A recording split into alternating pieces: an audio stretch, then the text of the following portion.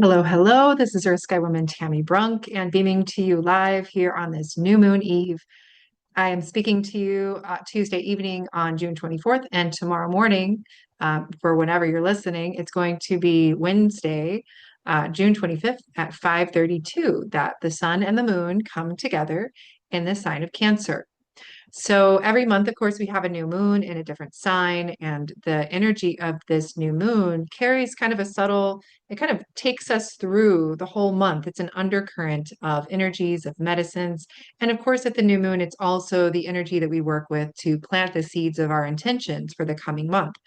So it's always an opportunity because this is a moment where the sun and the moon are coming together. So they're aligned closely together. So it's an opportunity to really tune into the original essence or the most life giving or the most whole coherent energies around that astrological sign. So we can tune into that with this new moon in Cancer and ask, okay, what does healthy Cancer look like? What does it feel like? What is that aspect of Cancer that I can wake up inside of my heart, inside of my whole sacred being, in order to move through this month with the greatest sense of blessing and vibrancy and radiance and thriving? So Cancer, so let's look at that. What is the essence of Cancer? So, first of all, it's a water sign. So, with all of the water signs, let's really drop into the beauty of that, the essence of water, sacred water, and understanding that at its core, water is the element that provides life to our planet. Water is, if you follow any of the work of Veda Austin or the Japanese researcher whose name I always forget, that there have been beautiful studies done on the consciousness that lives inside of water through bringing awareness. I've got a glass of water here where you actually will, you can sometimes write a word or you can offer prayer or intentions into the water, and the water molecules really hold that frequency and that vibration in a very potent way.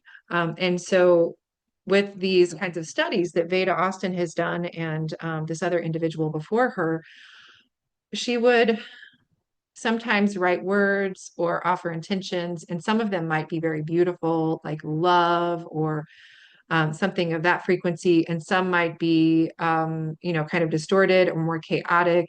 And she would look at the way that when she would freeze the water, it would crystallize into different patterns that really carried that frequency or the energy of the word and the energy behind it. So water has this incredible intelligence.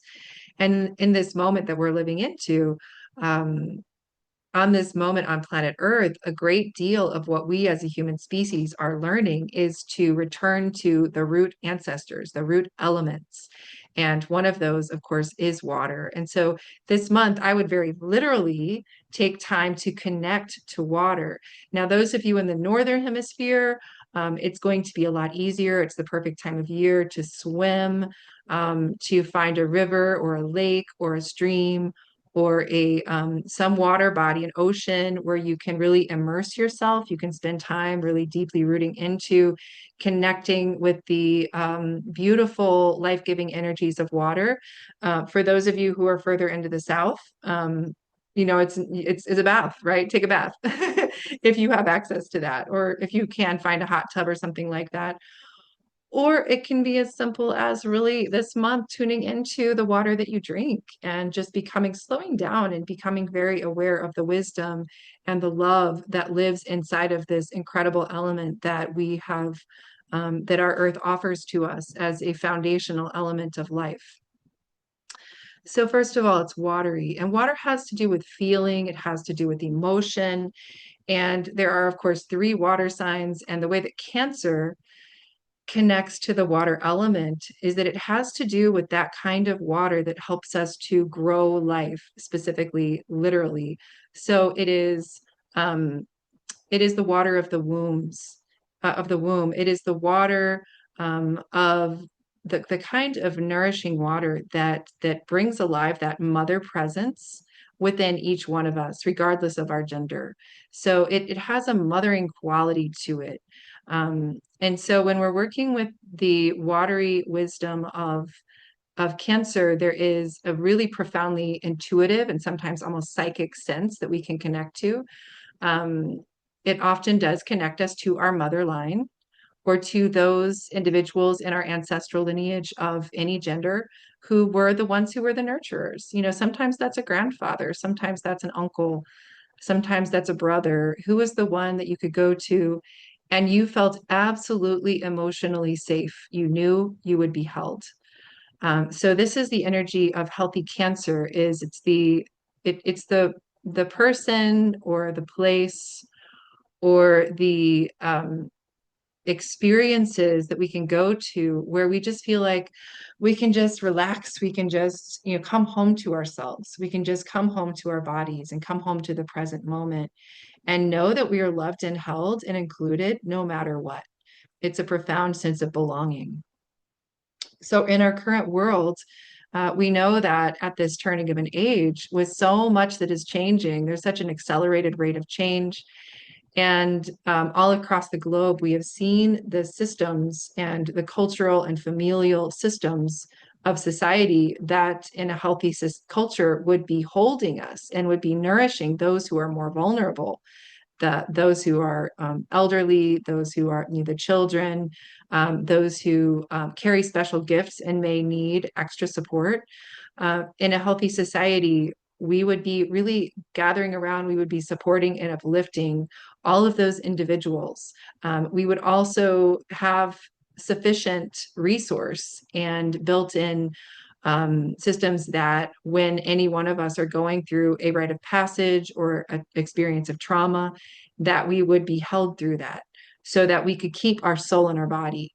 Ideally, you know, I'm speaking very idealistically here, but even beyond that, if we live in a society that has maintained cultural rights, then that are healthy and life-giving, that they would have also had ways to, you know, if we have a very difficult, painful experience, there are ways to support us in the grieving process. Or in many cultures and societies, it was understood that in times of pain or trauma, that a part of the very sensitive aspect of ourselves, of our soul, that just refused to remain in a time or an experience of such darkness, that part of us would split off and would go somewhere else.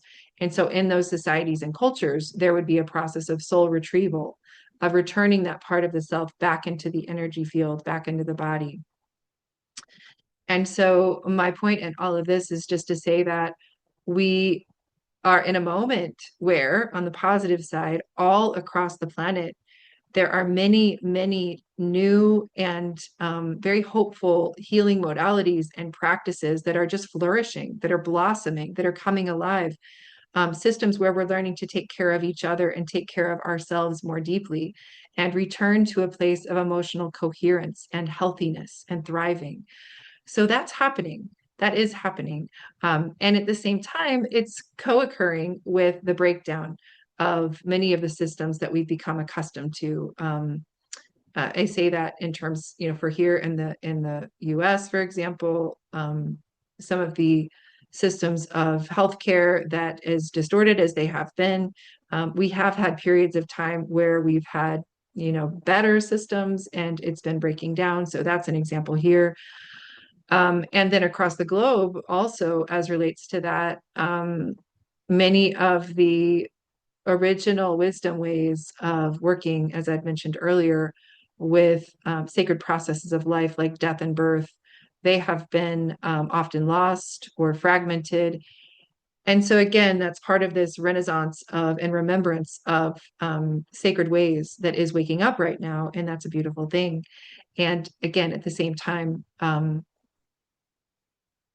it's just many of us see and feel the places where we can see many who are having difficulty, and that mother heart inside of us wakes up and wants to hold and wants to nourish and wants to provide safe space, and a place of kindness and care for all those who are in our individual lives and in the world around us, where we can be authentic and we can be all of who we are and we can be vulnerable. You know, Cancer is the sign that when we ourselves are healthy in this aspect of our being, we can express our emotions in a way that's authentic.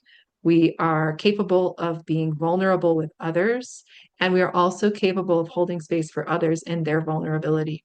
And part of that is also we know our limits, we know our capacities, and we can communicate that clearly. So these are all some themes that are going to show up this month.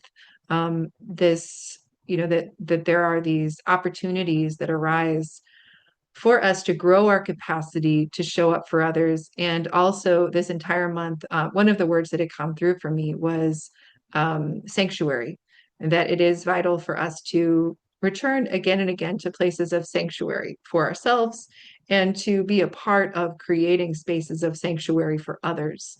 And that's a very interesting word in this moment because when we really think about, for example, here in the US, some of the communities here, immigrant communities, when we talk about those who are most vulnerable in our society, uh, the immigrant communities in our society are the ones at this moment who are um, having to experience fear and concern for their well-being, for their family's well-being. And so literally for us, through our prayers, through the ways that we show up in our communities, that we can support, and or if it's with organizations that provide sanctuary, this is a very good time literally to be someone who feeds into these new emergent systems or those that have stayed strong that provide safety and sanctuary and systems of justice for immigrant communities across the US and again, of course, across the globe, in other places where, because in these times of great change, there are these tendencies for that we see arising of authoritarianism and of the what appear to be leaders who are wanting to take charge, but in fact are have distortions around scapegoating and creating fear around those who are other. In this time of this beautiful Cancer new moon with Jupiter with the new moon, again, we want to provide those spaces of safety and sanctuary for those who might be in harm's way. So that's an important thing to consider. So again, Cancer is a water sign, so we're going to be really moving through these spaces of water, feeling, emotion, nourishment, those kinds of things, coming home to ourselves, coming into right relationship with family or our really close, intimate relationships. The Cancer energies are really about creating a kind of it's more intimate circles of support.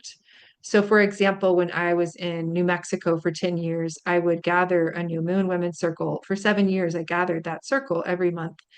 And it was a really beautiful place for us to come into a sense of coherence and regular sharing. And so it was a wonderful kind of a Cancerian container in a sense. So this is a good time to create those kinds of systems if you don't already have them, or join something like that. It can be even an online community, but what's essential is that you feel very emotionally safe there and that there be a small enough kind of container that true intimacy and vulnerability can arise. Okay, and so then it's also the modality of Cancer is cardinal. And so in shamanic astrology, we speak about that as a culture creator or a householder sign. And so when I see those householder or culture creating signs, I always think, okay, this is a month that has to do with kind of the building blocks or the structures of village or of the community, the local community. And how is it that we tend to those things? So you might find yourself staying close to home, you might find yourself spending time with family, but also it's I think of it as a peopling time. And so for those of us who have strong mutable signs, sometimes that like Gemini, Sagittarius, Pisces, or Virgo, and there is an aspect of those signs that's more about the spiritual life or the places where we can go where we feel like we're just in communion with the divine, maybe time alone in nature and meditation, or just very quiet, still spaces where we can be in contemplation. the Cancer energies, sometimes just by the nature of the way we humans have currently constructed community, can feel like they can pull us away from that more contemplative connection to spirit. But my sense is that, and I'm seeing it everywhere, that's changing. And so it's part of what we're learning. We're learning how to co-regulate with other humans at the same time that we stay really deeply connected to our own core essence and to our connection to spirit. And so I'm really seeing that happening for myself more. And I suspect that many of you are feeling that as well, where in the past I would have felt more victimized by big family gatherings that are happening. As much as I love my family, it's just like, oh my gosh, that priestess part of me or that sage scholar part of me is just like, oh my gosh, more peopling, more relationship tending. I just want to go out in the woods and, I just want to be a little hermit out in the woods. I don't want to think about humans anymore. But this year it's felt interesting because I've been finding a good balance between the two. So perhaps you've been finding that as well. So it's water, it's cardinal, and then the archetype of Cancer again is about the mother energies or the nourishing energies. It has to do with how it is that we plant seeds that will grow into something that is, something in our lives that we really want to create. So I really feel like the Cancer new moon is a beautiful time to really focus on our intentions. And I mean this for the coming few days, even week, around the new moon, to plant our seeds for how we want to experience the next 6 months of our lives. So that's one way to work with it. Um, I'll also say that Cancer, the Cancer energies, gosh, there's so much. When I first started working with what I'm calling primordial or emergent astrology, I started asking, what is the energy of the sign beyond the archetype? So, the archetype of mother, for example, or any of the mother goddesses or nourishing masculine deities. Um, and so I would ask, what is more than human if we go deeper than the human? And what I felt with Cancer is that it's a deep pool of water. So it's like a swimming hole, in a creek, or it is the cenote, or those beautiful pools that you'll find in the jungle in the Yucatan, in Mayan territories, or it could be a tidal pool, even in the ocean. But whatever it is, it's contained and it nourishes life. And I always feel that in these beautiful pools of water, that you have all these different life forms, maybe little colorful minnows and other kinds of fishes that flash in and out. But it's a place, it's a womb of water, and that is really the more than human kind of natural, organic um, expression of the sign of Cancer. That's often how I feel it, a deep pool of water that supports thriving life. So again, you might spend time basking in the waters, taking baths. Sacred bathing is a beautiful practice where you can take herbs and plants that you love, and you can work with those maybe as simple as rose petals or essential oils, and bring that element of the spirit of that plant into the water and work with that. So these are some suggestions for the new moon element and the new moon in Cancer. But that's not all that's happening with this new moon. The new moon in Cancer is the undercurrent for the month, everything I've talked about, but also we have Jupiter. And this is the really significant thing with this new moon. We've got Jupiter at what we call cazimi, which means that Jupiter is right there at the heart of the sun, lined up with the sun at the time of the new moon. And that is extraordinary because this is the big piece, is that Jupiter moves into the sign of Cancer every 12 years. And it has moved into that sign very, very recently, just about a week ago. And so this new moon is really, and the month, and it's really giving us a taste of what to expect in the coming year with Jupiter, the planet that is a planet of higher learning, a planet of higher wisdom and spiritual um, enlightenment. We can sometimes say it's the planet of the Dharmic path, or the guru planet, that it brings to us this higher wisdom. It's like the high heart in a sense. And so with Jupiter at the heart of the sun, right at the time of this new moon in Cancer, you can just feel how this is a very uplifting energy potentially. It really lightens and makes more beautiful the heart. So what I've felt is it's a softening of some of the ways that over the last few months, with so much of a feeling of disruption and shifting and changing and karma clearing with all the 29-degree Pisces, 0 Aries, with the back and forth of all of that. There has been a lot of a rising of ancient trauma.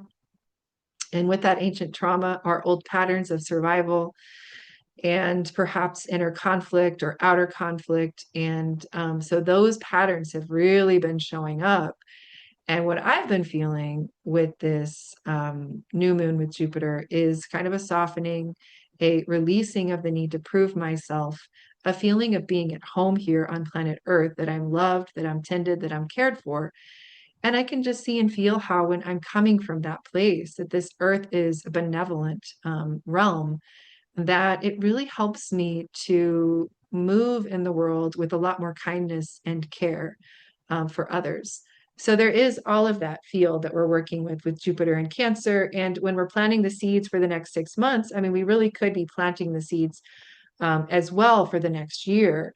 And if we're going to do that, then we can work with those themes of Jupiter and Cancer, asking, how can I uplift and make more spiritually beautiful and uplifted the home space, the physical home that I live in. How can I come home more fully to myself and to my own spiritual wisdom? These are some of the themes that we might play with. And just to really, so literally with Jupiter and Cancer, depending on what house it falls in your chart, it could have to do with moving, relocation. It could have to do with rooting more deeply where you are and really thoughtfully and intentionally cultivating the kind of community that you want to be nurtured by and that you want to be a nurturer within. So these are all some of the themes of this Cancer Jupiter new moon. Okay, and as if that weren't enough, I'm actually going to call up a chart for this new moon. Okay, so you can see this. So here's Sun, Moon, Jupiter, all in Cancer, at early degrees of Cancer. And you can see it's 5:32 a.m. And also I should mention that we have, if you want to look at, actually, I'll wait for this. I'm going to show you in a moment the way that this looks in the sky. I want to play a little bit with the stars and the constellations of where we find these planetary bodies.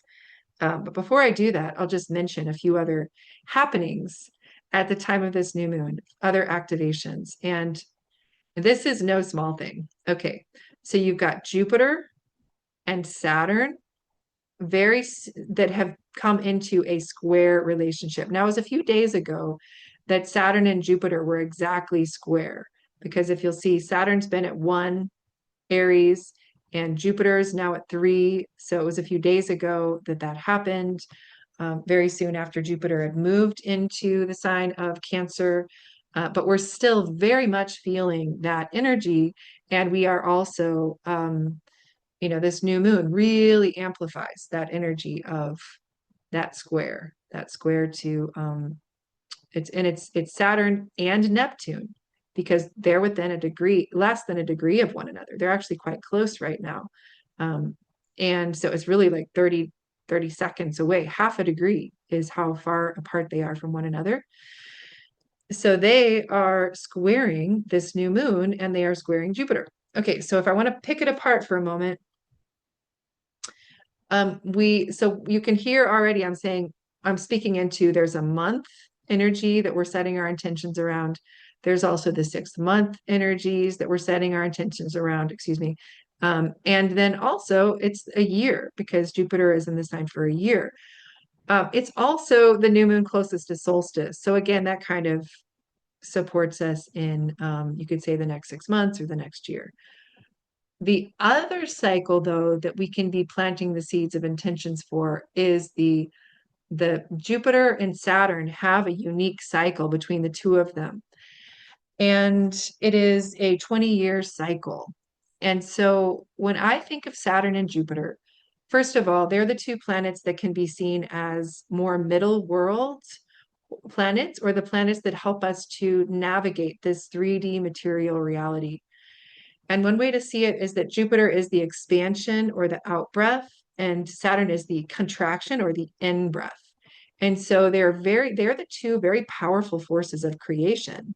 You can't have one without the other, and you need them in a creative, co-creative relationship to make anything happen in the physical plane.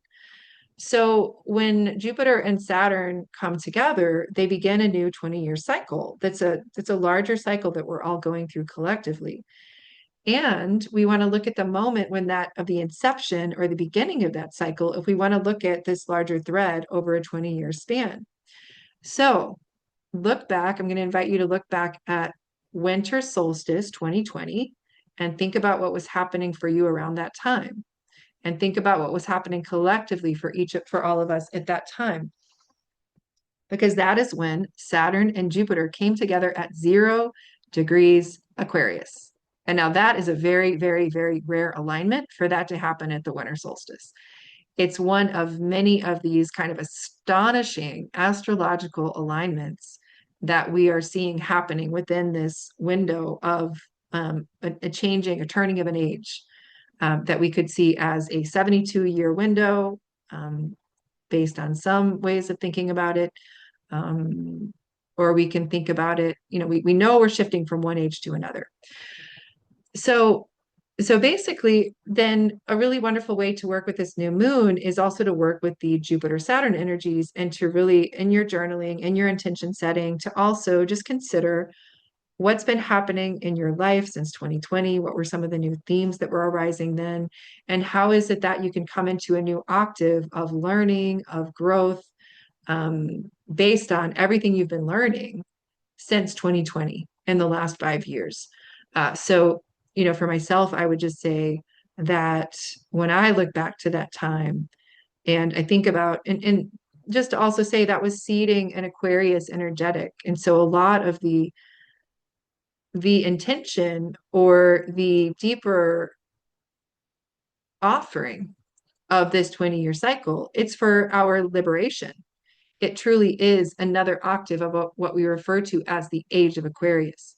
And so freedom and sovereignty and liberation are three big themes of Aquarius. And also just authentically to be who you are unapologetically.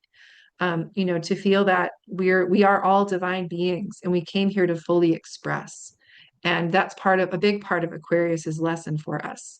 And so, if I think about one of the good ways that I could recommend to work with this is to say, ask yourself, how in the last 5 years, first of all, begin with the ways you've been growing. How have I been expressing who I am authentically in the world? Where have I been brave? Where have I really been courageous enough to fully be who I am as that's evolving and emerging, because we're all evolving and emerging. So you might begin just with that, just kind of journaling, listing out, like, how have I been authentic in the last 5 years? How have I been brave? I want to really acknowledge that. And then, think of that as the Jupiterian element, right? And then you might want to go more to the Saturn aspect and say, okay, and let's get real about also the places where I have in the last 5 years. And let's, acknowledge that for many in the COVID years, there was a lot of shutdown that happened.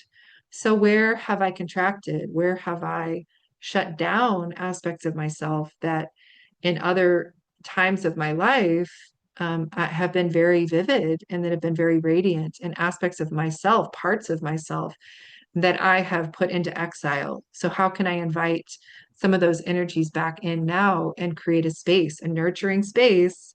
How can I be that mother presence that creates a nurturing space for those aspects of myself that have exiled to come back into the field? So that's also something that we can play with, that we can work with, that could be very fruitful. So I want to just honor all of that. And I also want to just say that going back to Jupiter at this new moon, what's honest, what needs to be acknowledged is that even though the ancients referred to Jupiter as the benefic, because in the Western worldview, we tend to favor expansion over contraction. We tend to favor evolution over involution. Um, that's part of why we would say that Jupiter is benefic, is beneficent, right? However, it's really not good or bad. It has an effect. And so Jupiter, what it does is it expands and magnifies and makes bigger whatever it touches. And so when I say that, that's just to say that wherever you will find this Jupiter and new moon um, stellium or grouping, wherever you find that showing up in your chart with whatever house, if it's aspecting any planets, it's going to really just make that bigger. So it's going to help you to see and feel what's going on there in a more, in an amplified way. And so I say all of this just to really honor that, even though, like I began by saying, for me, this isn't hitting personally any part of my chart. So I'm kind of feeling the wonderful, soft, gentle, nourishing energies, right? It's not personal for me. But for others, I know that there's been a lot of this big feeling, a lot of big feelings, just generally, a lot of big feelings, a lot of tenderness, um, a lot of vulnerability, maybe some rawness. So that also needs to be presenced. So if that's you, then honor that, really dignify that as part of what you're experiencing as well. And, I didn't mention Neptune. So it's important also to acknowledge Neptune is part of the energy with Saturn and with the new moon and with Jupiter. So when you've got a square with Neptune and the new moon, and when you've got Neptune with Saturn, it invites in, among other things, a kind of a dreaming element, but it also has this dissolving, dissolution kind of effect. And so the way I like to work with it is to really to choose the energetics and the frequencies that I am going to um, empower with my attention. And when I say that, what I mean is I'm actually seeing and feeling very clearly that Neptune is currently in a process of dissolving the distortions that Saturn has been carrying around. Saturn carries some of the patriarchal energetics of scarcity, of heavy self-criticism, of the original sin, of those kind of Abrahamic religions that we're seeing playing out in the world around us. So I'm asking that Neptune, as a kind of energy of the high heart, or of that energy of the higher expression of Venus, of love, the transpersonal love, unconditional love, perhaps even the original Christ light, that there be a dissolution of the shadow side of Aries, which is very combative, very violent, and there be a dissolving of those distortions and a dissolving of the patriarchal religions, that it really dissolve that. So that's my prayer. And that I would, ask and also breathe into and clarify and focus my intention that squaring then of the refined and of the healed and of the clarified and purified Saturn energies really be transmitted then into this new moon in Cancer. And so that it's supporting us personally and collectively and creating systems and creating a sense of belonging into the world again, a sense of coming home to ourselves, a sense of safety, and a sense of, that of friendliness and benevolence of this beautiful planet Earth, of this mother that holds us, and of the cosmos that holds us.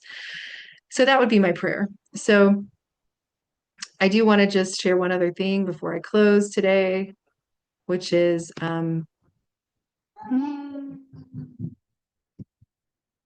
stop the share. I wanted to share Stellarium and where I have called up the planet. I'm going to show you this real quick.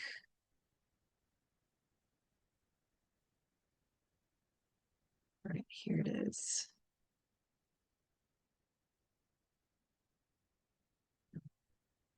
So I just have wanted to play a little more with the stars, because I think we all love the stars and I think it's time to remember them. And those of us who work so much with Western astrology sometimes are a little bit confused about the difference between the signs and constellations. So I just wanted to show you what's happening. This is going to demonstrate a few things that are really interesting. Okay, so at the new moon, I made this for, this is in Stellarium, a software anybody can use on their phone or on their computer. So if you'll see this, it is, whoops, I've got to change the time now back because it's been moving ever since I made this time. Okay. All right. So June 25th, 2025 at 5:32 a.m. And I'm going to just say near Prairie Home, Missouri, which is where I'm living. Okay. So then, oops, let me see. Somehow I just lost you. Oh, there's Saturn. Saturn wants to be seen. Okay. All right. So here's the sun. Here we are. All right. So here we have the sun and we have the moon. Here's the sun. Here's the moon. Here's Jupiter. Isn't this interesting?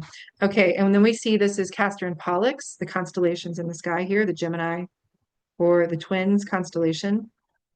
And so we have the sun. This is where it's 4 degrees Cancer, but it's housed within the body of the Twins constellation. So keep that in mind because, as many of you already know, the astrological seasonal signs and the constellations are not the same, that they shift over time.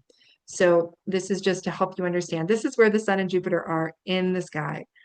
And another thing that this shows you, which is really fun and exciting to see, is that what happens with the moon, I say the new moon is when the sun and the moon are together. Well, technically they're together, but when the moon is in certain locations, like when it's really close to 0 Cancer, or really 27 Gemini or 27 Sagittarius, that's like the winter and the summer solstice periods. When the moon is at those degrees, it's referred to as out of bounds. So normally it would be closer to the sun than it is right now. It's never, when you see the sun and the moon exactly conjunct, that's an eclipse, right? So it's always going to be a little ways away, but you can see it's really quite far from the sun. And that's because it's located in these degrees that is where you'll see it further from the actual line of where the sun is. But Jupiter is very close. So if I want to go even further in, I'm always going to be asking as well, here's the sun, here's the moon, in the foot of, I believe it's Castor, oh my gosh, and one of the two twins. And so you can work with the energies of Castor, but also you can look at the star. Which star is it closest to? And this is a really interesting one, Propus.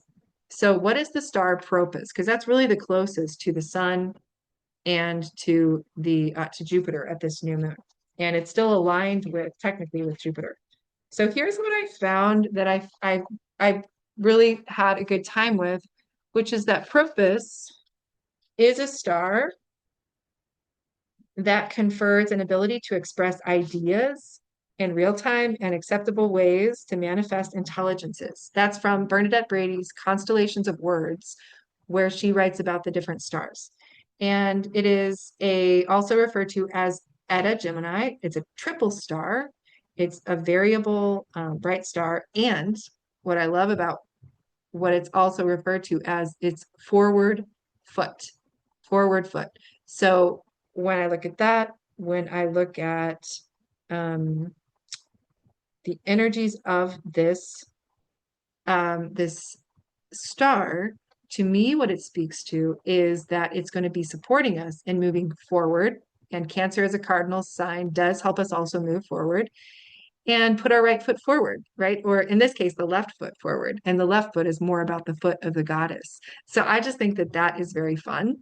So I wanted to bring that in because I want to encourage you to play with the stars more and connect into the energetics of the stars that are behind the constellations. So how is it we can bring that foot forward, and how is it that right speech and kind of thoughtful speech is something that's going to support us in this coming month? So with that, I just wish for you the most beautiful summer new moon. solstice new moon, and in Cancer with Jupiter squaring Saturn and Neptune and all the other energetics. I want to see if there's anything that I forgot, because I did realize there might be just a couple other things that were kind of jumping out at me. And there actually, let's see, I feel like there was one more, which was just,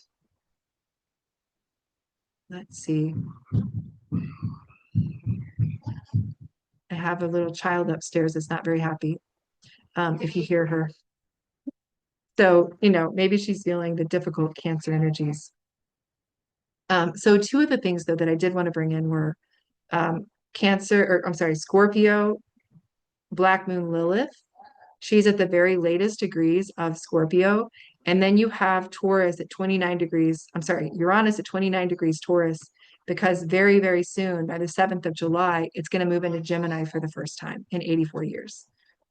And so we have, with those two energetics, what I feel with those are kind of this kind of blessing of the summer solstice energies here in the north, and in its own way in the south with the winter solstice, a real return to the earth, to Mother Earth, and to a sense of really bringing in these nourishing energies of Taurus, of the earth in their highest expression, and also of Lilith in Scorpio. So there's an opposition there. And so to me, what that represents is that we have, what came to me earlier today was maximum ecstatic experiences. We have the potential for maximum ecstatic experiences right now. That's no guarantee, but my sense again is that we experience that to the degree that we are allowing ourselves to connect into Mother Earth herself, and into the dreaming, and into the sensations within our own bodies, and into that mother presence of the organic realms. So with much love, have a beautiful month, and I hope that you've enjoyed this. And if you have, let me know. Please share in the comments, and enjoy this Cancer new moon.